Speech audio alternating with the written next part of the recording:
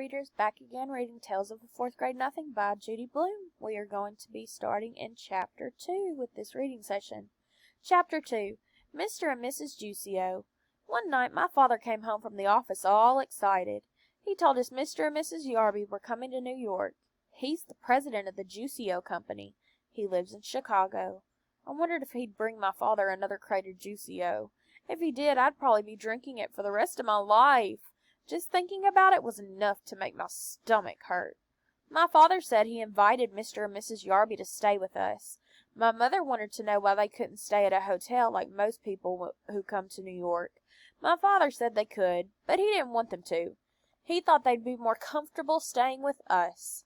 My mother said that was about the silliest thing she'd ever heard, but she fixed up Fudge's bedroom for our guests. She put fancy sheets and a brand new blanket on the hide-a-bed. That's a sofa that pulls up into a bed at night. It's in Fudge's room because that used to be our den. Before he was born, we watched TV in there, and lots of times Grandma slept over on the hide-a-bed. Now we watch TV right in the living room, and Grandma doesn't sleep over very often. My mother moved Fudge's crib into my room.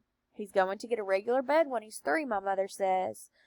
There are a lot of reasons I don't like to sleep in the same room as Fudge. I found that out about 2 months ago when my bedroom was being painted.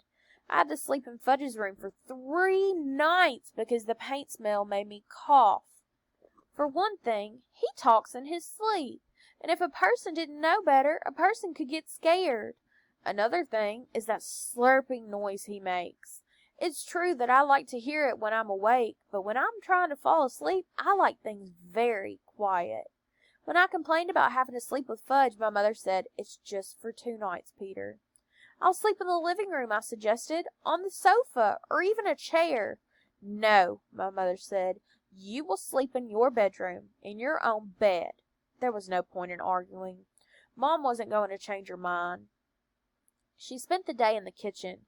She really cooked up a storm. She used so many pots and pans Fudge didn't have any left to bang together, and that's one of his favorite pastimes, banging pots and pans together. A person can get an awful headache listening to that racket. Right after lunch, my mother opened up the dinner table. We don't have a separate dining room. When we have company for dinner, we eat in one end of the living room. When Mom finished setting the table, she put a silver bowl filled with flowers right in the middle. I said, "Hey, Mom, it looks like you're expecting the president or something." "Very funny, Peter," my mother answered. Sometimes my mother laughs like crazy at my jokes. Other times she pretends not to get them. And then there are times when I know she gets them.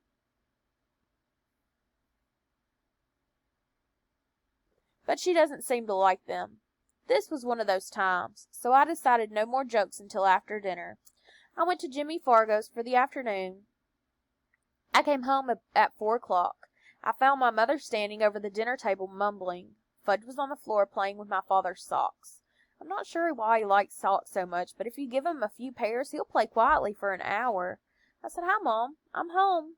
"I'm missing 2 flowers," my mother said. I don't know how she noticed that 2 flowers were missing from her silver bowl, because there were at least a dozen of them left. But sure enough, when I checked, I saw 2 stems with nothing on them. "Don't look at me, Mom," I said. "What would I do with 2 measly flowers?" So we both looked at Fudge. "Did you take Mommy's pretty flowers?" my mother asked him. "No, take," Fudge said.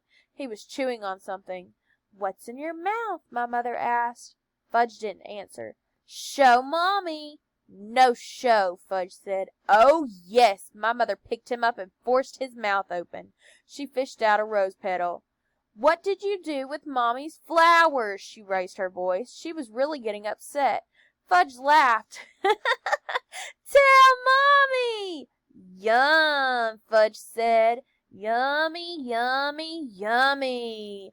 "Oh, no," my mother cried, rushing to the telephone. She called Dr. Cone. She told him that Fudge ate 2 flowers. Dr. Cone must have asked what kind, because my mother said roses, I think, but I can't be sure. One might have been a daisy. There was a long pause while my mother listened to whatever Dr. Cone had to say. Then my mom said, "Thank you, Dr. Cone." She hung up. "No more flowers," she told Fudge. "You understand?" "No more," Fudge repeated. "No more, no more, no more." My mother gave him a spoonful of peppermint-flavored medicine, the kind I take when I have stomach aches. Then she carried Fudge off to have his bath. Leave it to my brother to eat flowers. I wonder how they tasted. Maybe they're delicious, and I don't know it because I've never tasted one. I thought. I decided to find out. I picked off one petal from a pink rose. I put it in my mouth and tried to chew it up, but I couldn't do it. It tasted awful. I spit it out in the garbage. Well, at least now I knew I wasn't missing anything great. Fudge ate his supper in the kitchen before our company arrived. While he was eating, I heard my mother remind him, "Fudgy's going to be good boy tonight. Very good for Daddy's friends." "Good," Fudge said. "Good boy." "That's right," my mother told him. I changed and scrubbed up while Fudge finished his supper. I was going to eat with the company. Being 9 has its advantages. My mother was all dressed up by the time my father got home with the Yarbys. You'd never have guessed that Mom spent most of the day in the kitchen. You'd also never have guessed that Fudge ate 2 flowers. He was feeling fine. He even smelled nice, like baby powder. Mrs. Yarby picked him up right away. I knew she would. She looked like a grandmother.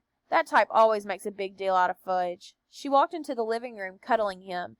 Then she sat down on the sofa and bounced Fudge around on her lap. "Isn't he the cutest little boy?" Miss Yarby said. "I just love babies." She gave him a big kiss on the top of his head. I kept waiting for somebody to tell her Fudge was no baby, but no one did. My father carried the Yarby suitcase into Fudge's room. When he came back, he introduced me to our company. "This is our oldest son, Peter," he said to the Yarbys. "I'm 9, and I'm in 4th grade," I told them. "How do, Peter?" Mr. Yarby said. Mrs. Yarby just gave me a nod. She was still busy with Fudge. "I have a surprise for this dear little boy," she said. "It's in my suitcase. Should I go get it?"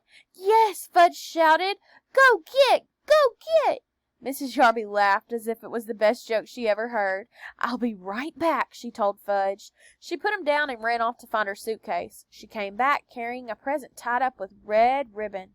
"Ooh!" Fudge cried, opening his wide eyes. "Goody!" He clapped his hands. Mrs. Yarby helped him unwrap his surprise. It was a wind-up train that made a lot of noise. Every time it bumped into something, it turned around and went the other way. Fudge liked it a lot. He likes anything that's noisy. I said, "That's a nice train." Miss Yarby turned to me. "Oh, I have something for you, too. Peter," I reminded her. "My name is Peter." "Yes, well, I'll go get it." Mrs. Yarby left the room again. This time, she came back with a flat package. It was wrapped up, too, red ribbon and all. She handed it to me. Fudge stopped playing with his train long enough to come over and see what I got. I took off the paper very carefully in case my mother wanted to save it, and also to show Mrs. Yarby that I'm a lot more careful about things than my brother. I'm not sure she noticed. My present turned out to be a big picture dictionary, the kind I liked when I was about 4 years old. My old one is in Fudge's bookcase now. "I don't know much about big boys," Mrs. Yarby said, "so the lady in the store said a nice book would be a great idea." A nice book would have been a great idea, I thought, but a picture dictionary? That's for babies. I've had my own regular dictionary since I was 8, but I knew I had to be polite, so I said, "Thank you very much. It's just what I've always wanted." "I'm so glad," Mrs. Yarby said. She let out a long sigh and sat back on the sofa. My father offered the Yarbys a drink. Good idea, Mr. Yarby said. "What'll it be?" my father asked. "What'll it be?" Mr. Yarby repeated, laughing. "What do you think, Hatcher? It'll be Juicio. That's all we ever drink. Good for your health." Mr. Yarby pounded his chest. "Of course," my father said, like he knew it all along. "Juicio for everyone," my father told my mother. She went into the kitchen to get it. While my father and Mr. Yarby were discussing Juicio, Fudge disappeared. Just as my mother served everyone a glass of Mr. Yarby's favorite drink, he came back. He was carrying a book, my old worn-out picture dictionary, the same as the ones the Yarbys just gave me. "See," Fudge said, climbing up on Miss Yarby's lap. "See book?" I wanted to vanish. I think my mother and father did too. "See book!" Now Fudge held it up over his head. "I can use another one," I explained. "I really can. That old one is falling apart." I tried to laugh. "It's returnable," Miss Yarby said. "It's silly to keep it if you already have one." She sounded insulted, like it was my fault she brought me something I already had. Mine, Fudge said. He closed the book and held it tight against his chest. Mine, mine, mine. It's the thought that counts, my mother said. It was so nice of you to think of our boys. Then she turned to Fudge. Put the book away now, Fudgy. Isn't it Fudgy's bedtime? My father hinted.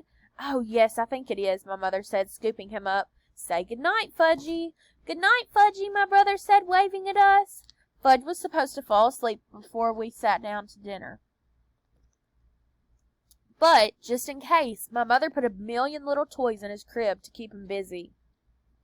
I don't know who my mother thought she was fooling, because we all know that Fudge can climb out of his crib any time he wants to.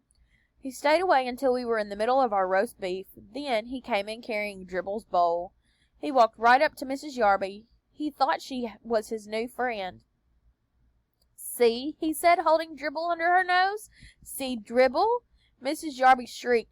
Oh, I can't stand reptiles. Get that thing away from me. Fudge looked disappointed. So he showed Dribble to Mr. Yarby. See, he said. Hatcher, Mr. Yarby boomed. Make him get that thing out of here. I wonder why Mr. Yarby called my father Hatcher. Didn't he know his first name was Warren? And I didn't like the way Mr. and Mrs. Yarby both called Dribble a thing. I jumped up. Give him to me, I told Fudge. I took Dribble and his bowl and marched into my room. I inspected my turtle all over. He seemed all right. I didn't want to make a big scene in front of our company, but I was mad. I mean, really mad. That kid knows he's not allowed to touch my turtle. Peter, my father called. Come and finish your dinner. When I got back to the table, I heard Mrs. Yarby say, It must be interesting to have children. We never had any ourselves. But if we did, Mr. Yarby told my father, we'd teach them some manners. I'm a firm believer in old-fashioned good manners. So are we, Howard, my father said in a weak voice. I thought Mr. Yarby had a lot of nerve to hint that we had no manners. Didn't I pretend to like their dumb old picture dictionary? If that isn't manners, then I don't know what is. My mother excused herself and carried Fudge back to his room. I guess she put him into his crib again. I hope she told him to keep his hands off my things. We didn't hear from him again until dessert. Just as my mother was pouring the coffee, he ran in wearing my rubber gorilla mask from last